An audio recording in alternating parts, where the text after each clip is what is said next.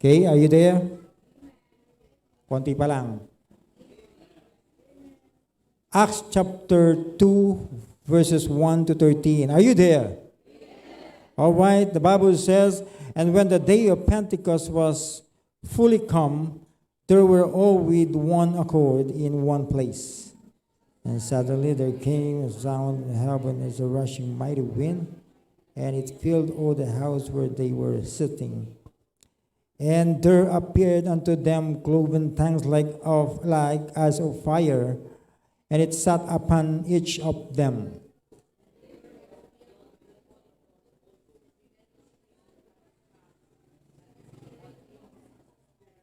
And there were dwelling at Jerusalem Jews, devout men, out of every nation under heaven. Now when this was noised abroad, the multitudes came together and were confounded, because they heard them speak in their own language. And they were all amazed and marveled, saying one to another, Behold, not all this which speak Galileans? And how hear we every man in our own tongue, wherein we were born? Parthians and Medes and Elamites, and the dwellers in Mesopotamia, and in Judea, and Cappadocia, in Pontus and Asia, Phrygia, Pamphylia, in Egypt, and a part of Libya about Cyrene, and strangers of Rome, Jews and proselytes, Greeks and Arabians, do we hear them speak in our tongues that wonderful works of God? And they were all amazed and went out, saying one to another, What meaneth this? Sabay-sabay po tayo sa verse 13. Others mocking said, These men are full of new wine. Napagbintangan ba sila mga lasing? No? Ito yung mga apostles, mga disciples na nangangaral lang sa salita ng Diyos. No? Tayo po sandaling pumikit at manalangin. Dakilang Diyos ang makapangyarihan sa lahat.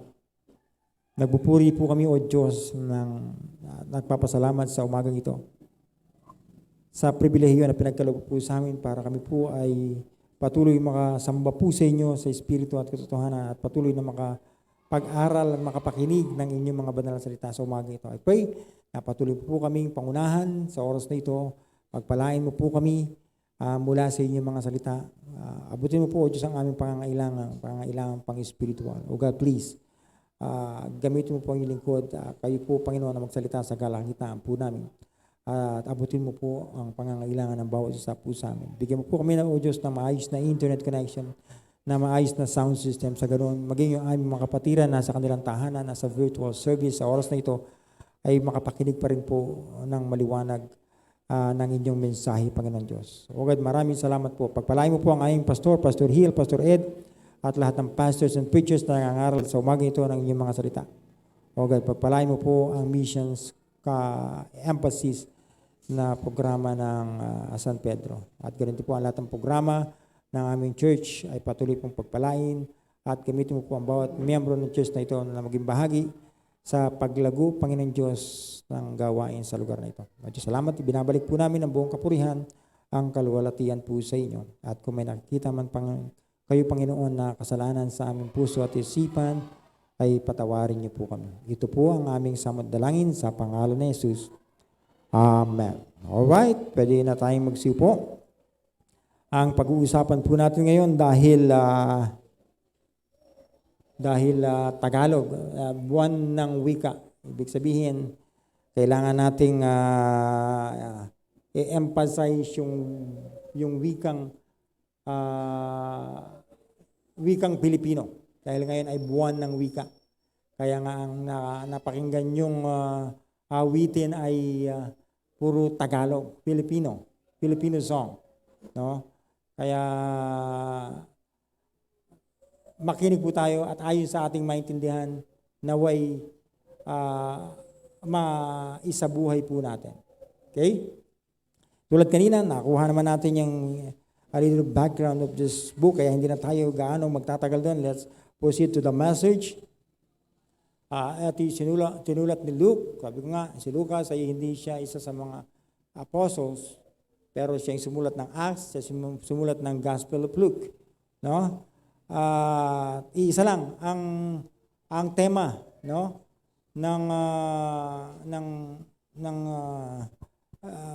ng book na ito, no? Yung ipakilala ang Panginoong Hesukristo. No? Ipakilala ang Panginoon bilang tagapagligtas. No? Yun naman yun eh. Yung gospel na propagates sa book of Acts. No? Yan yung mensahe from the Gospels. No? From Matthew, Mark, Luke, and John. No? Ang central theme ay walang iba kundi ang Panginoong Hesukristo pa rin. No? So makikita natin, yung sabi ko, ang ating pag-uusapan ngayon ay pinamagatan ko sa Tagalog mula sa English na pag ang Kristiyano ay napuspos ng banal na Espiritu. Pag ang Kristiyano ay napuspos ng banal na Espiritu. Yung chapter 2 na to, nakita natin kung paano napuspos ng banal na Espiritu ang bawat tahanan o ang bawat individual na mananampalataya sa kani-kanilang mga tahanan. So, when Christians filled with the Holy Ghost. Yun sana ang title, pero Tagalog din ang gusto kong makitang title diyan kasi buwan nga ng wika eh. Kapag ang Kristiyano ay napuspos ng banal na Espiritu, meron akong 5 punto at hindi ko gaanong tatagalan dahil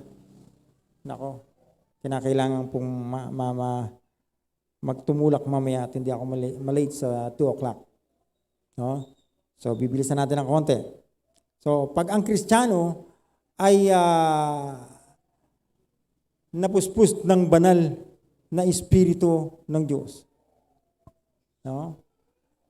Of course, bago umakyat sa langit ang Panginoong Jesucristo, sabi ko nga, kinomission niya muna yung mga disciples.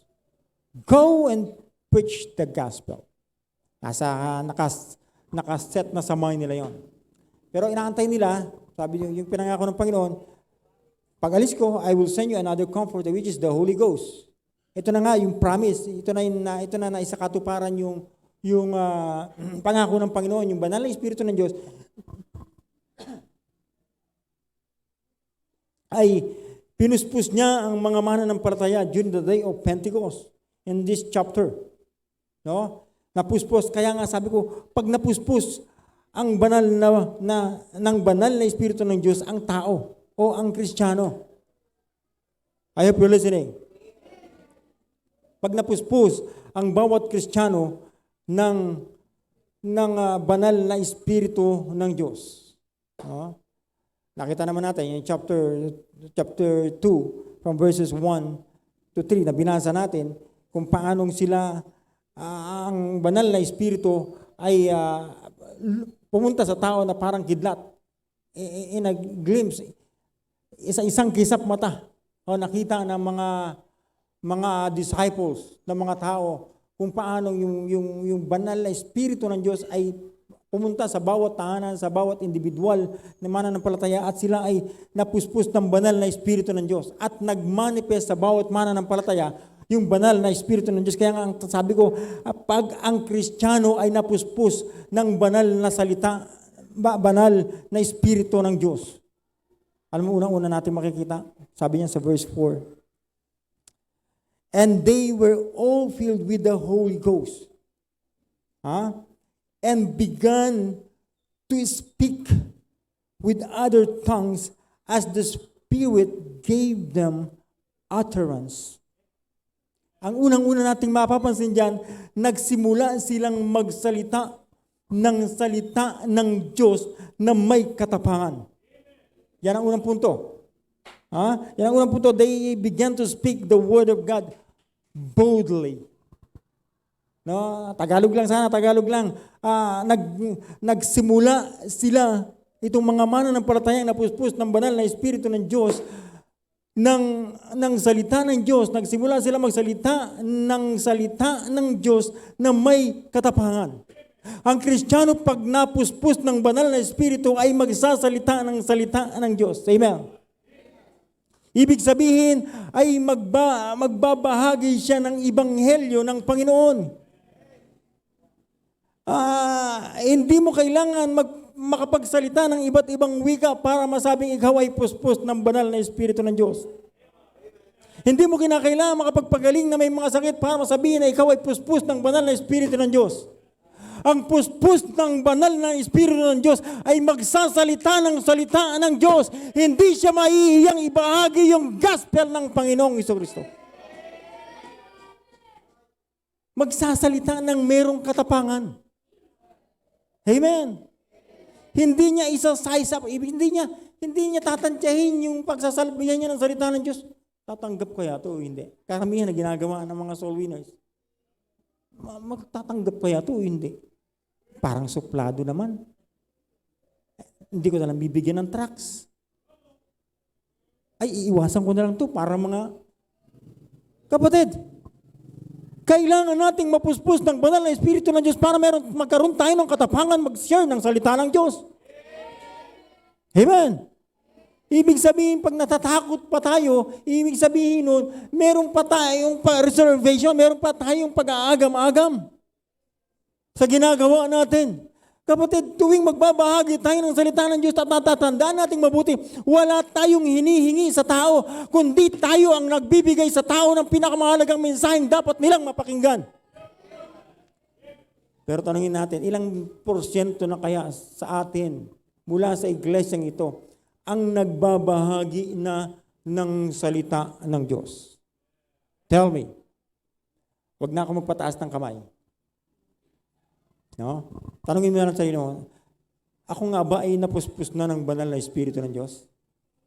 Meron na ba akong katapangan ibahagi sa katrabaho ko yung salita ng Diyos?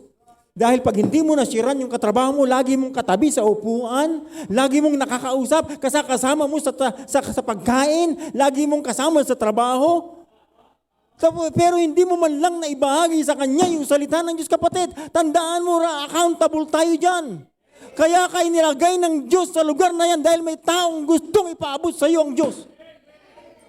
Kailangan mo lang mapuspos ng banal na Espiritu ng Diyos para makapagsalita ka ng salita ng Diyos. I hope you're listening. Ilan na kaya sa atin? Tanungin natin ang ating sarili. Ilan na sa atin ang napuspos ng banal na Espiritu ng Diyos at hindi na tayo natatakot magbahagi ng salita ng Diyos? O hanggang ngayon, timid pa rin tayo. 10 taon ka na sa trabaho, pero hindi nila alam na Kristiyano ka. Hindi nila alam na ikaw ay baptist pa. Magmamalaki ka pa, alam mo sa trabaho namin, hindi man lang nila ako nakakilalang Kristiyano. Kapatid, nakakahiya yun. Kung hindi ka nila makilalang Kristiyano at hindi ka nila makilalang baptist. Ibig sabihin sa buong 10 taon o ilang taon ka man sa trabaho mo, hindi ka ba napuspos ng banal na Espiritu ng Diyos? Dahil yung mga Kristiyano nung napuspos ng banal na Espiritu ng Diyos ay nagsalita ng salita ng Diyos. Nang may katapangan. Nasaan ngayon yung tapang natin? Pag nagalit tayo sa asawa natin, grabing tapang natin eh. Pag nagalit tayo sa misis natin, grabe tayo magsisigaw eh. Pag nagalit tayo sa mister natin, grabe tayo magsisigaw. Pero gaano natin kalakas sinisigaw yung salita ng Diyos sa kapitbahay natin, sa katrabaho natin, sa kaklase natin, sa mga tao, mga relative natin, sa mga mahal natin, sa buhay na alam natin, minsan isang araw mamamatay. Pero pag namatay yan, tiyak ba kaya silang pupunta sa langit? Wala yung katapangan natin magsalita ng salita ng Diyos. Pero nung mga Kristiyano, during the day of Pentecost, nung sila ay napuspos ng banal na Espiritu ng Diyos, nagsalita sila ng salita ng Diyos. That's the first point. Tanong, napuspos na nga ba ako ng salita ng Diyos? Nagsalita na ba ako ng salita ng Diyos sa mga mahal ko sa buhay? Sa tatay ko, sa nanay ko, sa kapatid ko, sa pinsan ko, sa mga dati kong katongitan, dati kong ka-ML-an, dati kong kainuman, dati kong kasugalan. Nasabi mo na ba yung salita ng Diyos? Ha? O hanggang ngayon, kasama mo pa rin sila pero wala kang sinasabi? Bakit? Alam mong pipintasan ka nila pag nagsalita ka. Sabihin nila, ganyan ba yung Kristiyano pa? Bible ka pa? Ang ganda-ganda ng suot mo tuwing linggo. Pero mula Lunes hanggang Sabado, parehas lang naman tayo. Kung nasan ako nandun ka rin naman. Ha? Pag may chicks ako, may chicks ka rin naman. Pag may boy ako, may boy ka rin naman. Pag may kachat ako, may kachat ka rin naman. Pag nagsusugal ako, susugal ka rin naman. Pag nag-ML ako, ML ka rin naman. Magkalaro pa nga tayo. Pag nasa basketballan ako, linggong-linggo, nandun ka rin naman. Hindi sa'yo mahalaga yung salita ng Diyos. Hindi sa'yo mahalaga yung church. Kapatid, isipin natin mabuti, kailan tayo napuspos ng banal na Espiritu ng Diyos? Kailangan natin mapuspos ng banal na Espiritu ng Diyos para tayo ay makapagsalita ng salita ng Diyos. Nakikita niyo ba ito? During the day of Pentecost, kung paano sila naging bold, kung paano sila naging matapang sa pangangaral ng salita ng Diyos? Because they were filled dahil napuspos sila ng banal na Espiritu ng Diyos. Tapos ngayon, hanggang ngayon tayo, timid, tamilmil, tameme. Ha? Hindi mo lang tayo makapagsalita ng salita ng Diyos, hindi tayo makapag-share ng gospel. Kailan natin gagawin yon? Pag hindi na uso yung gospel, pag wala na yung mga Kristiyano rito. Sasabihin mo, uy, wala na sila. Ba't wala na yung simba? Wala na si pastora. O kaya naman, dalawa lang tayo na iwan dito. Ba't wala na yung mga membro? Parehas para tayong unsaved. Delikado yun. Pero, pagpunta mo rito, wala na, linggong-linggo, wala na mga Kristiyano. Ilan-ilan na nakaupo dyan. Yung pala pumarito ng Panginoon, naiwan ka. Saka mo sasabihin, Panginoon, mag-share na ako ng gospel. Kapatid, late na. Kasi ito yung araw ng kaligtasan. Ito yung panahon ng biyaya ng Diyos. Pag na-miss ng tao itong panahon ng biyaya ng Diyos, pag na-miss ng tao ito, wala nang biyayang nakalaan pa para sa kanila. Kaya nga tayo ang pag-asa nila, tayo yung nakakaintindi, tayo nakakaunawa ng salita ng Diyos, tayo ang pag-asa nila na makakilala sila sa tunay at totoong Diyos. Sa totoo at buhay na Diyos. Tapos, alam mo na may problema yung kapitbahay mo, hindi mo maibahagi yung salita ng Diyos. Minsan, ikaw pa si Marisol, si Marites. Ha? Nag-aabang ka lang parang yung aso na Marites. Alam mo yung aso na Marites? Pati pala aso, Marites, may Marites din. No, lagi nakaganon yung tenga mo dun sa ano. Pero hindi ka naman nagsasalita ng salita ng Diyos. Updated ka sa problema, pero hindi mo binabahagi yung solusyon sa kanilang problema. Amen. Kapatid, napakahalaga na maunawaan natin na kinakailangan natin mapuspos ng salita ng Diyos. Or else, hindi tayo magkakaroon ng katapangan para magbahagi ng salita ng Diyos. Hindi. Never. No? Kaya, hindi mo kinakailangan ko umawit ng, Come, Holy Spirit, I need you. Hindi na. Hindi mo kinakailangan kumanta ng, Come, Holy Spirit, I pray. Para lang mapuspos ka ng banal na Espiritu ng Diyos, ang manifestation na ikaw ay puspos ng salita ng Espiritu ng Diyos ay kung magsasalita ka ng salita ng Diyos na may katapangan. Amen. Kapatid, alam natin na sumusunod tayo sa salita ng Diyos. No? Sinusunod natin yung standard ng salita ng Diyos. Kaya nga, gano'n na lang tayo ka-bold. Ka-strong pagdating sa standard. Kapatid, huwag naman natin sirain yung standard ng Diyos. Huwag natin ipakita na, ito yung Kristiyano, nag-share ka ng gospel, at least nag-share. Kapatid, meron tayong standard na sinusunod. Ang sinusunod natin ay standard ng Biblia, standard ng Diyos. Kaya nga pag mga lalaki dito, pinananatili natin na naka-modest apparel. Both men and women. Para kasautan pa lang, yung pagsasabihan mo, pagsasalitaan mo, ay mamamangha na sa'yo.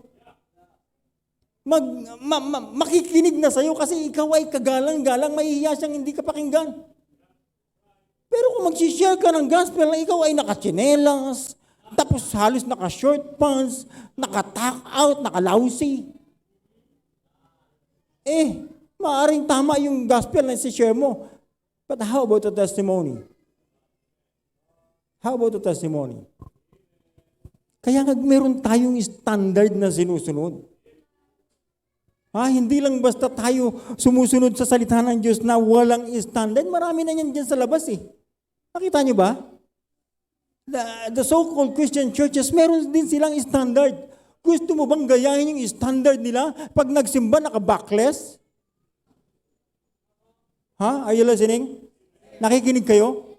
Pag nagsimba, naka-fall short of the glory of God. Bakit naka-short? Kasi may mga tattoo. Gusto niya ipakita yung tattoo dyan Nakahanging blouse. Bakit may tattoo din sa likod na gustong ipakita Naka-cleavage. Bakit may tattoo rin nakadungaw yung nguso ng ahas Di ba? Yan yung standard ng sanglibutan. Pero ikaw, Kristiyano ka na, matagal-tagal mo nang narinig yung modus apparel. Na yung lalaki nagsusuot ng panglalaki, ng maayos na kasuotan ng lalaki. Yung babae nagsusuot ng maayos na kasuotan ng babae. Maganda sa babae yung mahaba ang palda. At least kung marami man niyang mga 25 piso, matatakpan. Mahaba yung palda Kesa naman, alam mo namang marami ng 25 piso dyan grabe ka pa maka-fall short. Di ba? Nakakahiya. Samantalang yung clothing, Disney-san ng Diyos yan for covering. Kapatid, pero ang unang manifestation, pag ikaw napuspos ng salita ng banal na Espiritu ng Diyos, ay magsasalita ka ng salita ng Diyos. Kailan tayo huling nagsalita ng salita ng Diyos sa ibang tao? Kailan? Dati nagsasalita ka, Pastor, dati po. Pero ngayon, nahihiya na po ako. Bakit ka nahihiya? Kasi po, nahihiya na ako sa ginagawa ko. Bakit mo rin kasi ginagawa yung ginagawa mo? Kasi po, walang katapusan na kakasi ang isasagot mo sa akin.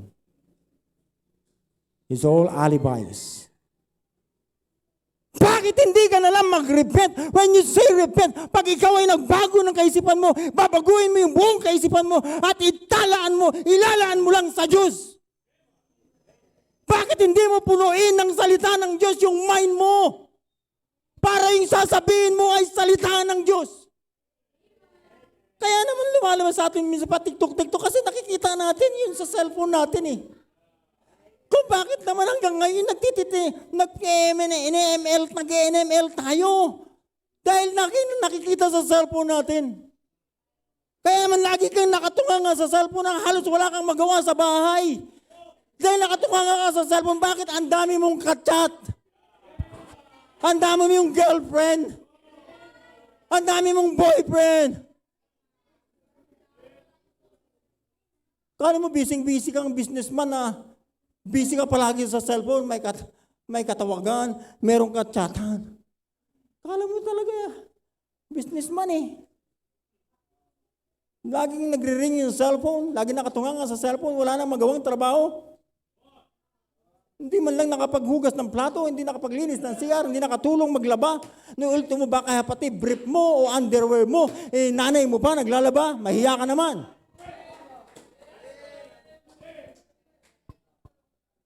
Kapatid, kailangan nating mapuspos ng banal na Espiritu ng Diyos.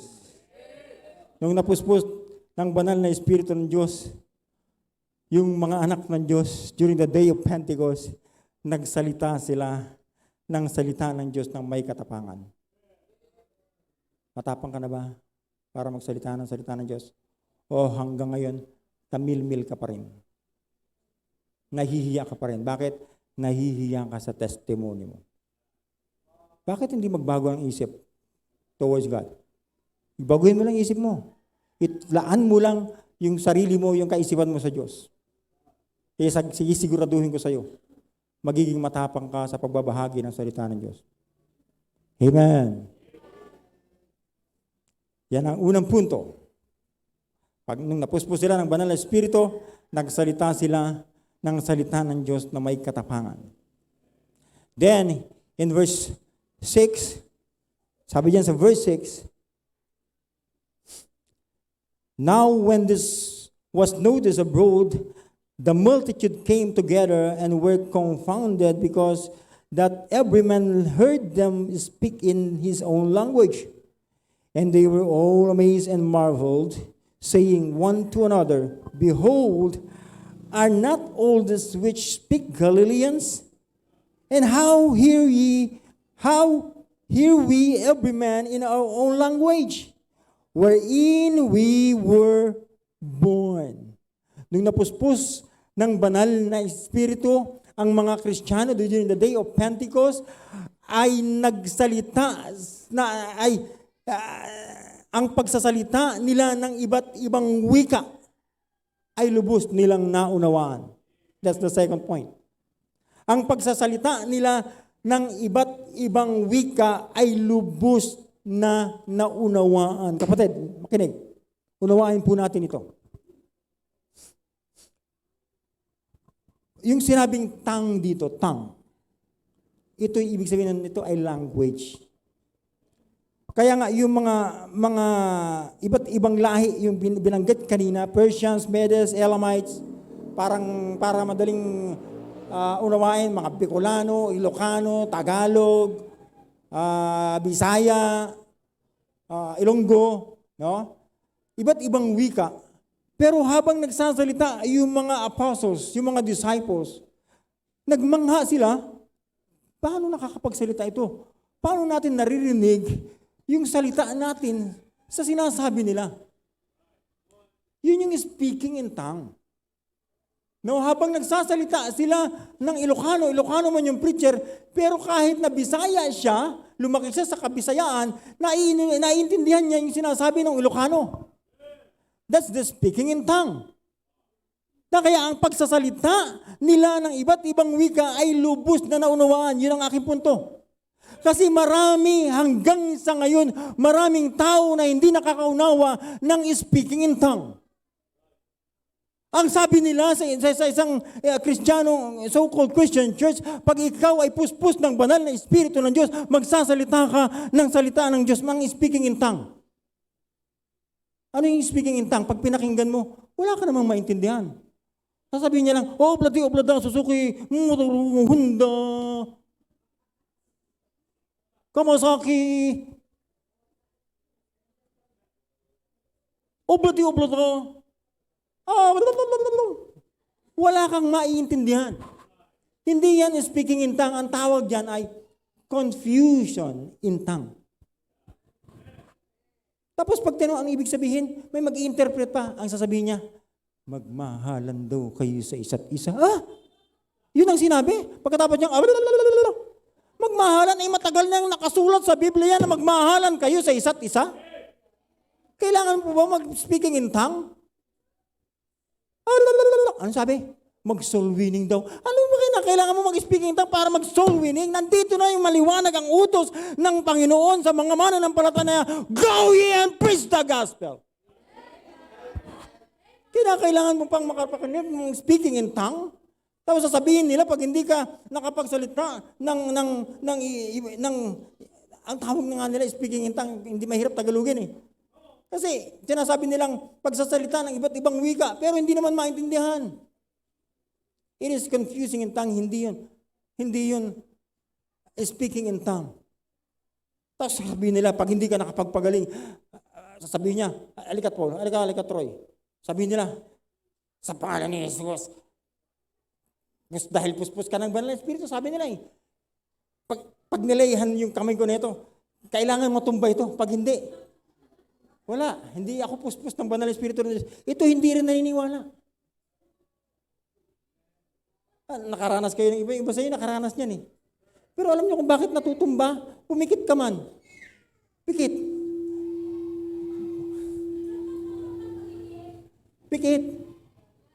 Alam mo kung bakit natutumba? Kasi ililihan sa ganyan, tapos sabi niya, pikit lang, huwag ka matakot. Ililihan sa ganyan, tapos paano hindi ka matutumba, sabi niya?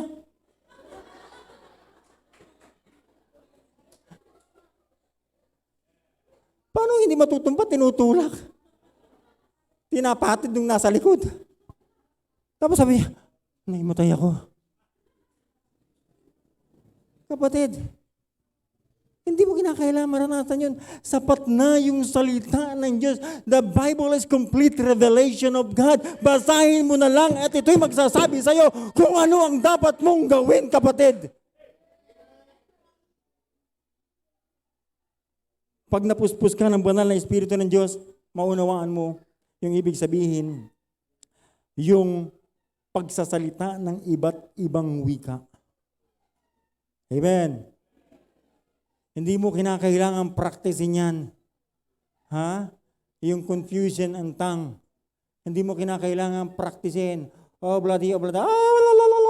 Alam mo ba na isang way yan ng pagtatawag ng espiritu ng diablo? Yung pag-play ng tongue. Playing of tongue. Pagtatawag yan ng bad spirit. At saka, sa Biblia, lahat nung nakasumpong ng banal na Espiritu ng Diyos, bumangon, hindi natutumba. Lahat ng may sakit na pinatungan ng kamay ng mga apostles, bumangon. Hindi yung nung pinatungan na tumba. Naunawaan niyo ba? Sapat na yung banal na salita ng Diyos para maunawaan natin, kapatid. Ang unang ibinigay sa atin ng Diyos ay intellect. Pangunawa. Kaya tayo naligtas dahil naunawaan natin yung gospel. And faith cometh by hearing, and hearing by the word of God. Nagumpisa yung pananampalataya natin, nakapakinig tayo ng salita ng Diyos. Kaya kapatid, kung puspos tayo ng banal na Espiritu ng Diyos, maunawaan natin yan. Kung hanggang ngayon may paduda, may doubts ka pa rin na umaattend ka sa isang church na merong speaking in tongue, kapatid, sasabihin ko sa iyo, hindi yan speaking in tongue dahil maliwanag yung sinasabi ng Bible sa speaking in tongue. Magsasalita ka ng naiintindihan, ibang lingwahe, yung tanga ay language, ibang lingwahe. Hindi oblada. Ibang lingwahe. Pero pag sinabi nila, naiintindihan ng nakikinig kahit ano pa ang kanyang tribo. I hope you're listening. Kapag napuspos ng banal na Espiritu, ang Kristiyano, lubos niyang maunawaan ang pagsasalita ng iba't ibang wika. Amen. Naunawaan mo na nga ba? O hanggang ngayon may pagdududa ka pa rin? Nagdududa ka pa rin ba? Kapatid, ito na lang isang maliwanag na speaking in tongue. Maliwanag na illustration sa church natin. Ayan si Tutoy. Hindi marunong magbasa, hindi marunong magsulat. Kaya ando lang nagtuturo sa Sunday School, asan si Tutoy? Biruin mo na sa Sunday School. Kayong mga pinag-aralan, ayaw niyo pumunta sa Sunday School. Kanina naiwan yung mga Sunday Schooler na walang tao. Ang nagtsatsaga na mag-cater doon, magturo, ay yung walang pinag-aralan. Nakakaya naman kayong matataas ang pinag-aralan tapos hindi kayo makapagturo sa mga anak natin. At pinapabayaan natin na magturo sa atin na hindi marunong magbasa at magsulat. Ay nako, asa naman ang puso natin? Naunawaan niyo ba yung sinasabi natin? Maunawaan ba natin yung ating pinag-uusapan, mga kapatid? Pag napuspos tayo ng banal na Espiritu ng Diyos, ay magsasalita tayo ng salita ng Diyos na may katapangan. Pag napuspos tayo ng banal na Espiritu ng Diyos, ang pagsasalita ng iba't ibang wika ay lubos nating maunawaan. Siguro naman ay maliwanag yun. Pinipilit kong Tagalogin lahat ng nababasa ko. Kasi yung iba sa outline ko, naka-English pa rin. Amen. And then the third point. Sabi niya chapter 7. Sabi niya sa verse 7, Pagtapos nila magsalita ng salita ng Diyos sa iba't ibang lingwahe, No? Sabi diyan sa verse 7, lahat ng nakapakinig, and they were all amazed and marveled, saying one to another, behold, we are not all the which speak Galileans?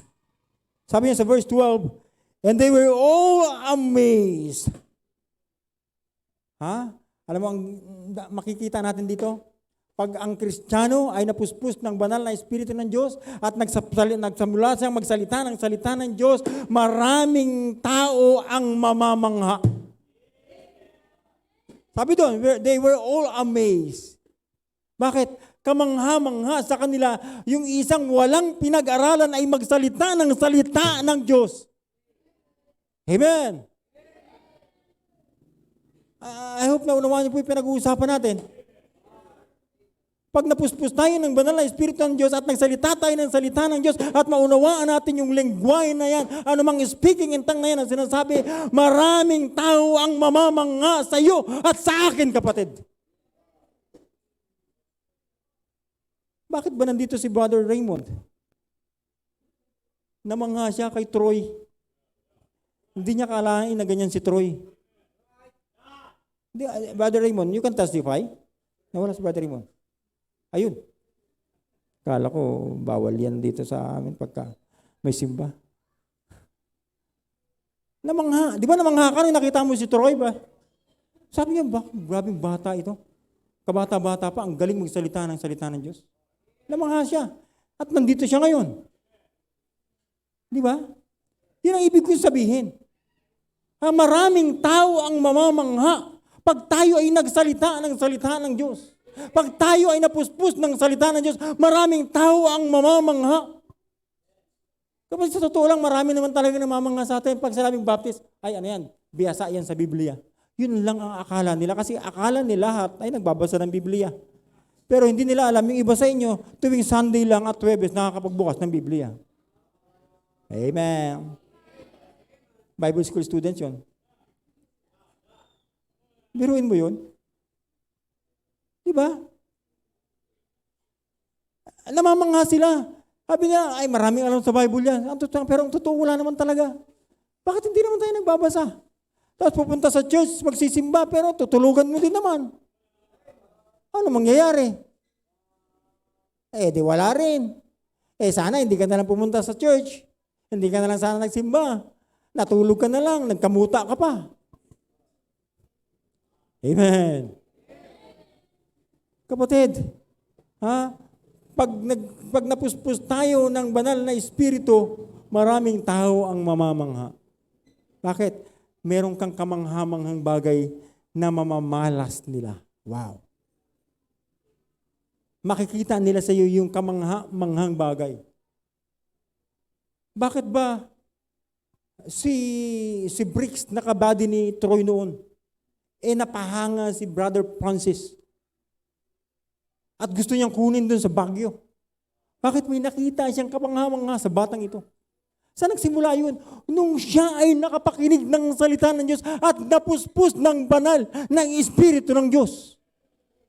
Kaya gano'n lang ang tiwala niya, laking tiwala niya kay Troy. Dahil alam niya, kabady niya si Troy. Di ba?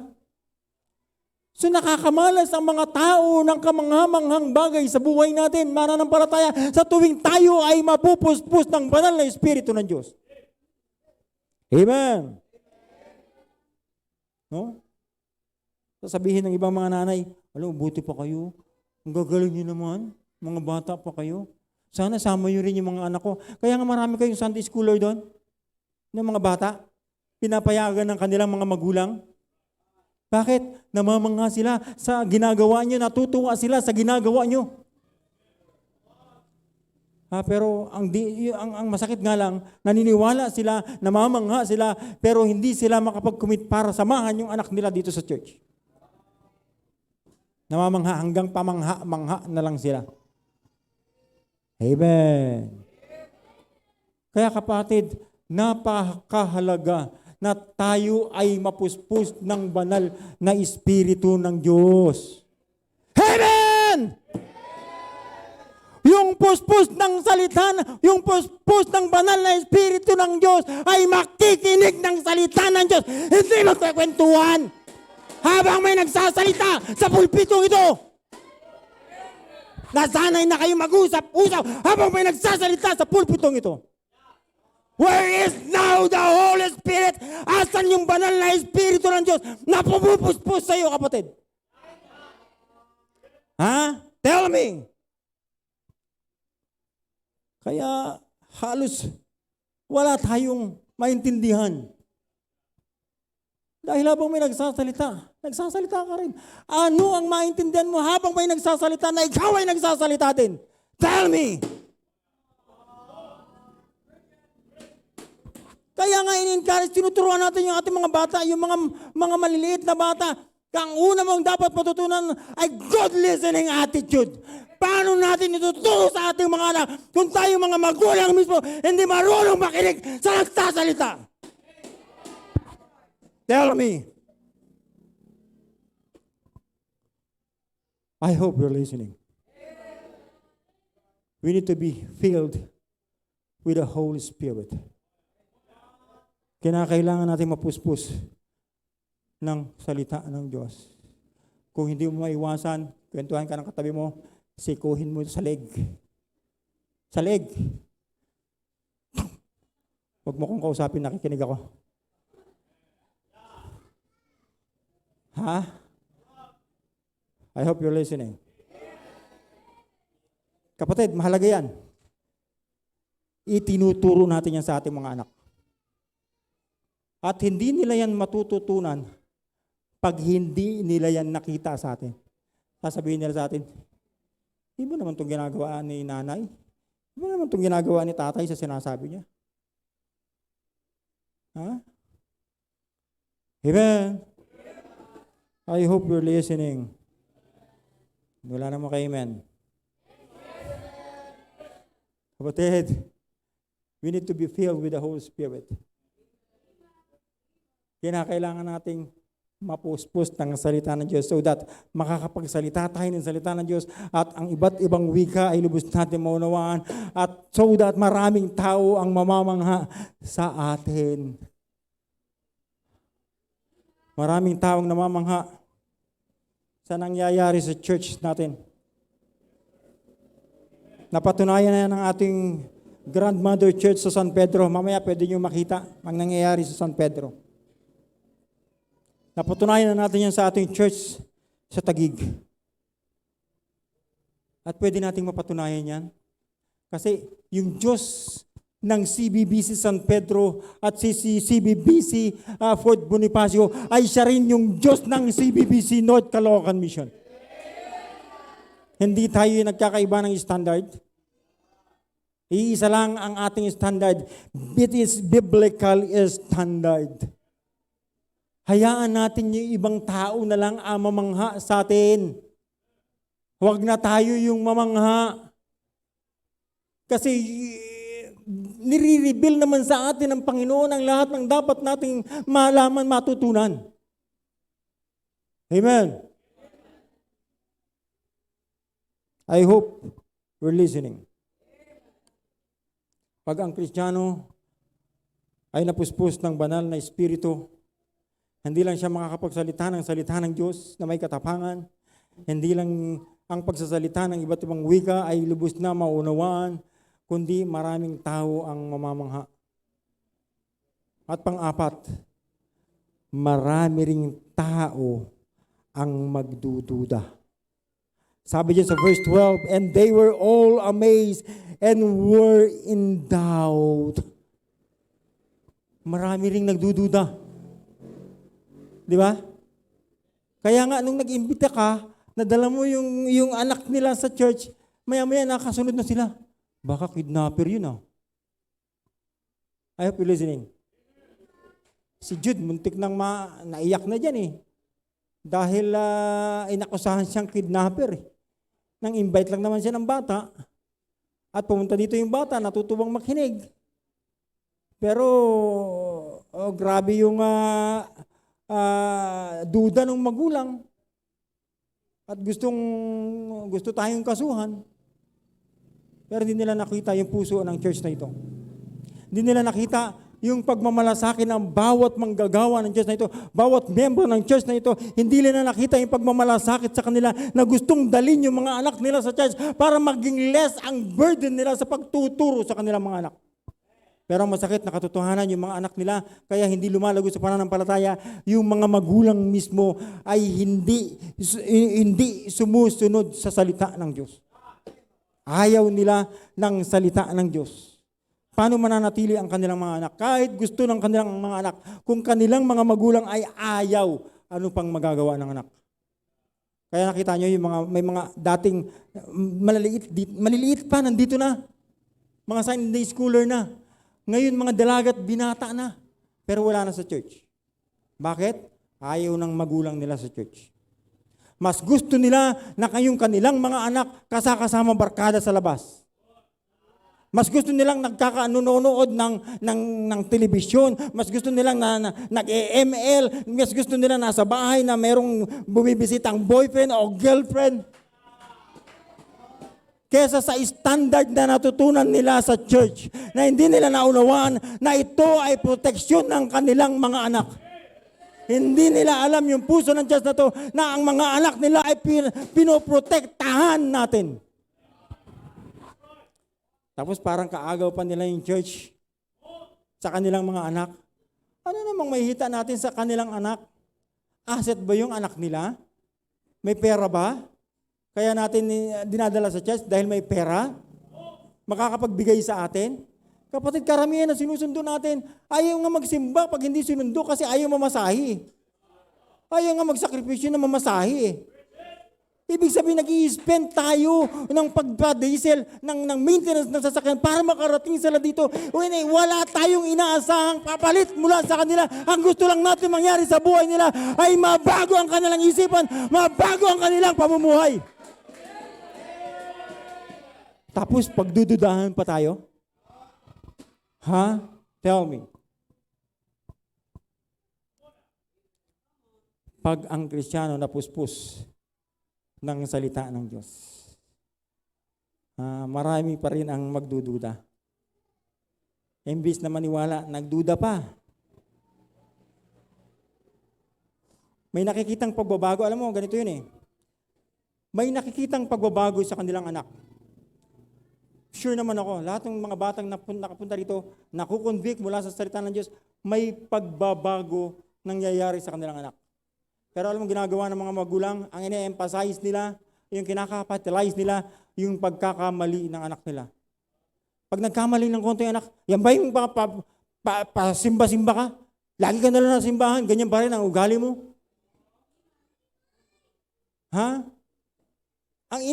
Yung kinakapitalize nila yung pagkakamali. Pero yung pabutihan na nangyayari sa anak nila, hindi nila nakikita. Samantalang dati pag nagpaalam, hindi na nga nagpapaalam, lumalayas. Buti ka kayo nagpapaalam pag pupunta sa simbahan. At natutuwa na nandyan makinig ng salita ng Diyos. Samantalang dati walang katuwaan na makinig, walang katuwaan sa bahay o hindi nakakatulong sa bahay, puro gala. Tapos nung napunta sa church, kukontrahin ng magulang. Pagdududahan yung mga mangangaral ng salita ng Diyos, yung mga ambassadors of Christ, mga representante ng Diyos, na ang tangan-tangan ay salita ng Diyos. Kapatid, hindi nakakapagtaka yun. Kung sila man ay magduda, kung sila man ay mag-doubt, dahil nangyari na during the day of Pentecost. Nakita ba natin? I hope you're listening. Amen. Malapit na tayo matapos. Excuse me.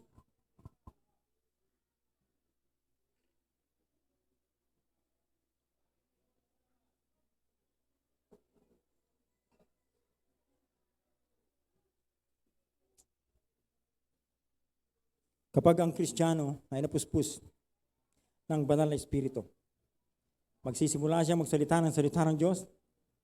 Ang pagsasalita ng iba't ibang wika ay lubos niyang mauunawaan. Maraming tao ang mamamangha at marami ring tao ang magdududa. And number 5 and last. Pwede nang isuot yung sapatos. Sige na, suot mo na. Well, I'm landing now. In verse 13. Sabi niya sa verse 13, others mocking and said, these men are full of new wine. Are you listening? Nakita niyo ba? Yung iba na amazed, yung iba nagduda, at yung iba ay nagmock. Ano ba yung mock? Nangungutya pa. Ang ibang mga tao ay nangungutya. That is the last point. Imbis na matuwa sila, pero nangungutya pa. Ha? Nakaranas ka na yan, soul winners? Na imbis na matuwa sila, paano mo na sigurado yan? Pag tinanggap mo si Kristo, pupunta ka sa langit. Ganyan lang ba kadali yan? Nahihirapan silang unawain ang salita ng Diyos. Samantalang sa atin maliwanag yung salita ng Diyos. Nangungutya pa, bakit hindi niya naunawaan yung salita ng Diyos? Amen. Kaya huwag ka magtaka kung ikaw ay kukutyain. Kung ikaw ay ipe-persecute. Imamak ka ng mga tao pag ikaw ay nagbabahagi ng salita ng Diyos. Amen. Maniwala ako sa iyo. Minsan ipoprophesy pa ka nila. Dati-rati ginawa mo na rin yan eh. Wala naman nangyari sa iyo, hindi naman nagbago buhay mo. Maniwala ako sa iyo. They're mocking at you. Minsan kasalanan mo rin naman, pabalik-balik ka naman talaga sa ordaneta. Hindi sila maniwala sa iyo kasi pabalik-balik ka man sa kasalanan. Talaga namang imamak ka. Minsan imamak tayo, kinukutya tayo dahil sa ating sariling kasalanan. Pero huwag kang magtaka kung kahit gumagawa ka ng maayos, gumagawa ka ng mabuti, nagsasalita ka ng salita ng Diyos, nagsishare ka ng gospel, huwag kang matakot, huwag kang mahihiya. Dahil ang totoo niyan, kaya sila nangungutya dahil hindi nila naunawaan na ikaw ay puspos ng salita ng Diyos. Puspos ng banal na Espiritu ng Diyos. Amen.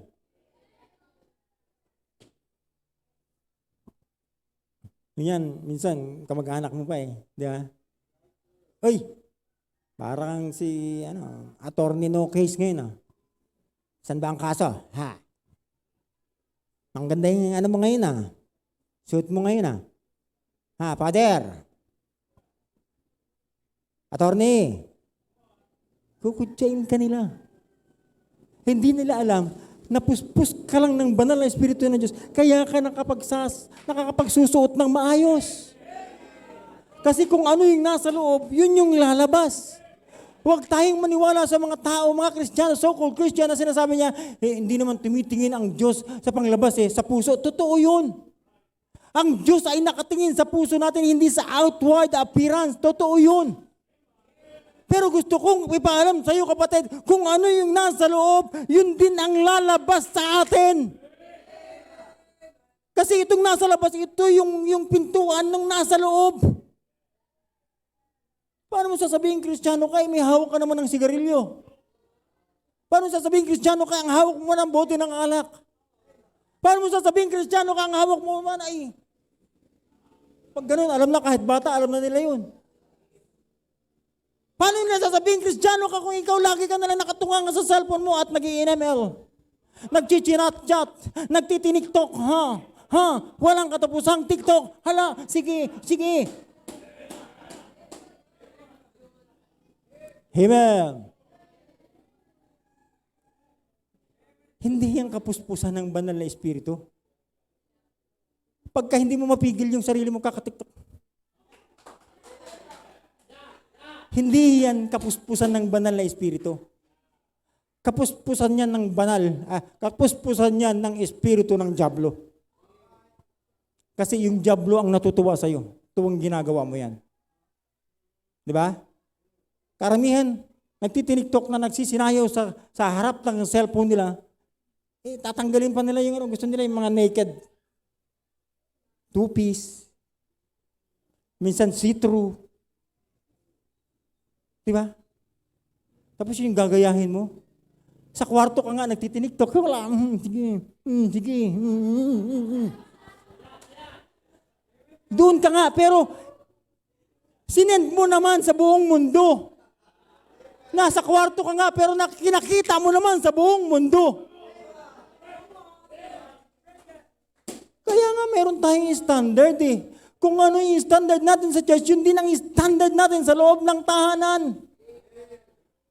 Yung pangtulog, isusuot lang yan pag ikaw ay matutulog na at kung ang kwarto mo ay may lock. Pero kung ang kwarto niyo tulad ng kwarto namin na open door, hindi ka pwedeng matulog ng nakahubad.